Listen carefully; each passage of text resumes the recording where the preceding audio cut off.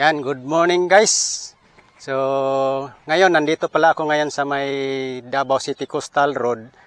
Dito na ang ginatatayuan ko ngayon is nandito ako sa may Rojas Rotunda. So, ayan o, sa likod ko. Yan po yung Rojas Rotunda. And then, pinuntahan po natin dito dahil ating i-update po itong Rojas Extension. Binalikan po natin dahil ang Rojas Rotunda is, ano na po ito? Tapos na po itong Rojas Rotunda. So, ayan po, makikita nyo po dyan. So, yan. Yan, samahan nyo ako guys sa aking update dito sa may Rojas Extension. So, actually, itong Rojas Rotunda talaga, makikita natin sa ating mga drone shot na nakaraan. Matagal na po talaga ito na tatapos, no? Itong Rojas Rotunda. So, ito yung patungo ng Santa Ana War Flyover, yan. And then ito yung patungo ng Bocana Bridge Project. So pagkatapos po dito guys, pupunta po tayo doon sa may Bocana Bridge Project. So kasunod natin i-update yung Bocana Bridge Project. So dito muna tayo mag-umpisa sa may Rojas Extension. Ito lang po ang ating i-update dito, Rojas Extension, kung ano na ang development dito dahil yung Bocana Bridge Project is third quarter po ng 2025 po yan matatapos po, no. Okay, what's up guys dito sa may Rojas Extension. So palabas po tayo sa may Rojas Extension, no. So ayan. So ito po yung Rojas Rotunda dito. Talagang inaayos pa nila yung espalto, no. Ayan. Andyan. So, konting maintenance lang at dito may naglilinis po rito sa may gilid, no, yung mga damo. So, dito nga is dati pagpunta natin is nililinis po itong mga damo dito, ngayon dinadamo na rin, no. So, hanggat hindi pa ito matatapos, talagang bihira pa lang ito nagme-maintain sila. So, ayan, makikita po natin dito. Dito na po yung palabas ng Quezon Boulevard, ito papuntang Rojas Avenue. And then ito po yung dulo ng simento patungo dyan sa may Rojas Rotunda. Ayan. So ito po yung i-update natin dito guys. Ano na po ito, pinapatag na po ito. Ito. Ayan.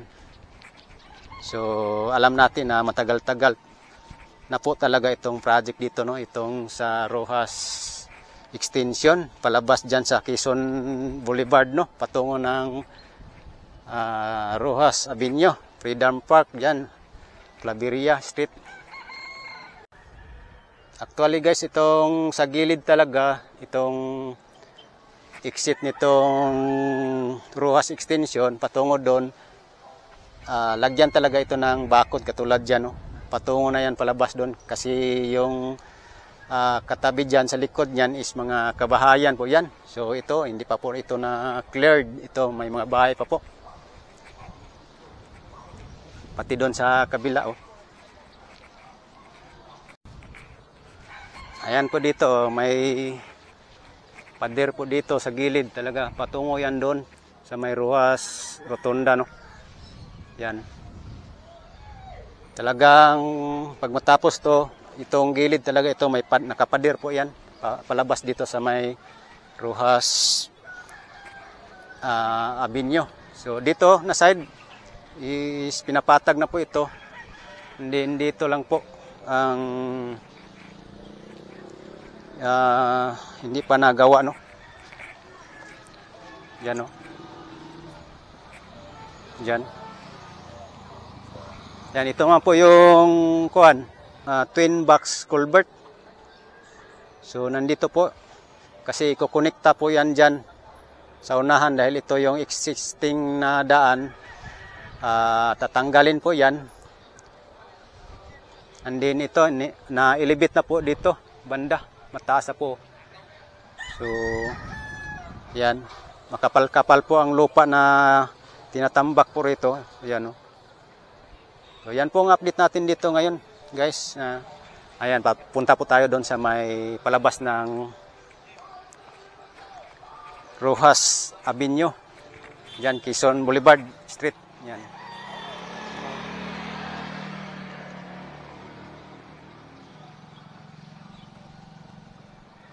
Yan, ito po yung existing na daan, yung sa gitna talaga dito sa may Rojas Extension, no?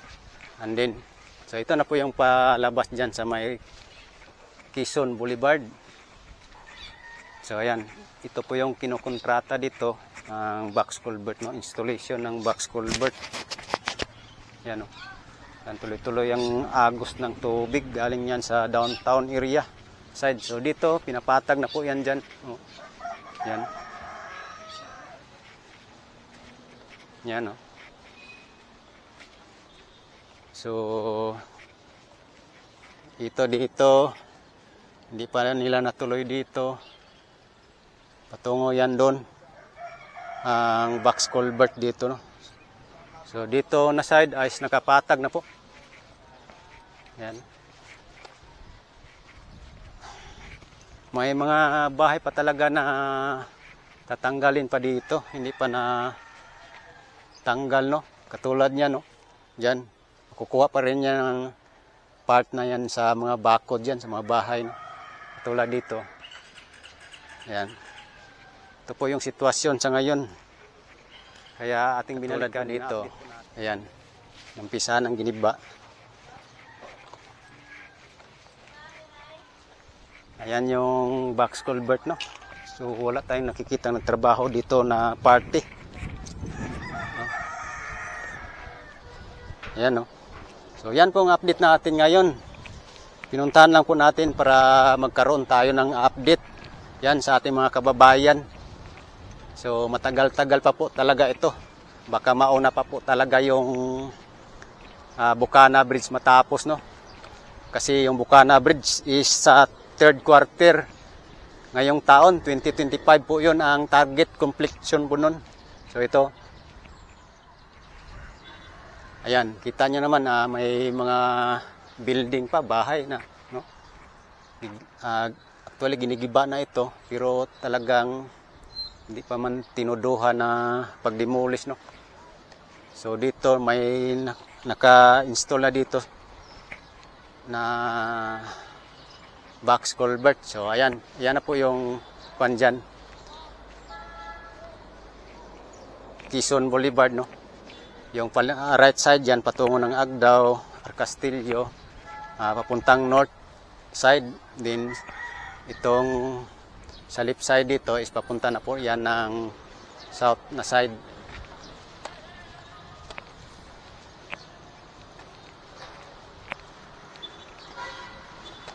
So ayan po, ito po yung development dito ngayon, no? So nandito na po sa malapit sa Quezon Boulevard, itong pinaka-highway dito, no?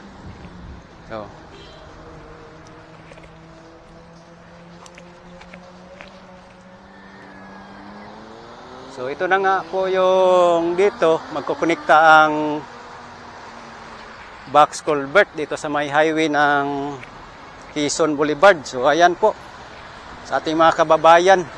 So nakapagbigay po tayo ng update dito, mga kababayan natin dito sa Davao. Talagang matagal-tagal pa po sa tingin ko. Pero actually dito is sa unahan dyan sa gitna is nakapatag na po dyan. Kunti na lang po ang i-install na box culvert. Hanggang dito i-connect na po dito sa may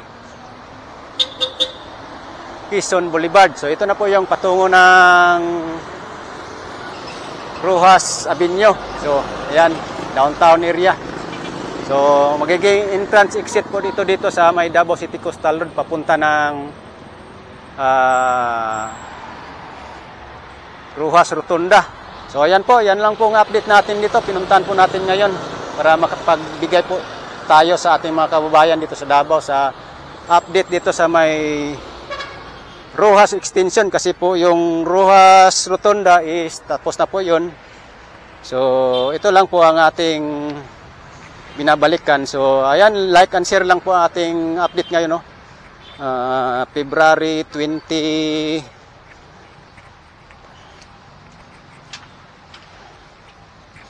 21 po tayo ngayon. So ayan, pinuntahan po natin.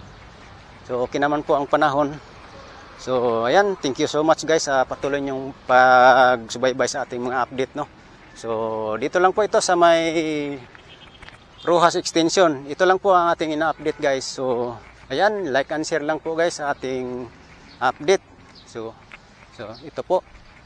So hindi pa po talaga cleared ang area dahil nakikita po natin ngayon na mayroon pang mga bahay na tatanggalin. So ito yung pinakamatagal na itong bahay na ito.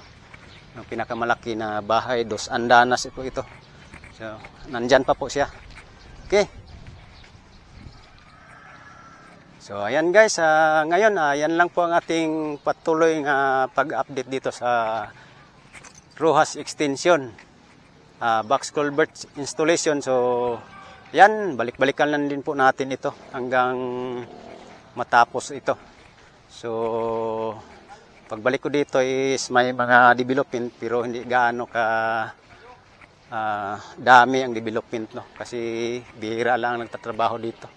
Okay, thank you so much guys at mabuhay po kayong lahat. God bless po, God bless.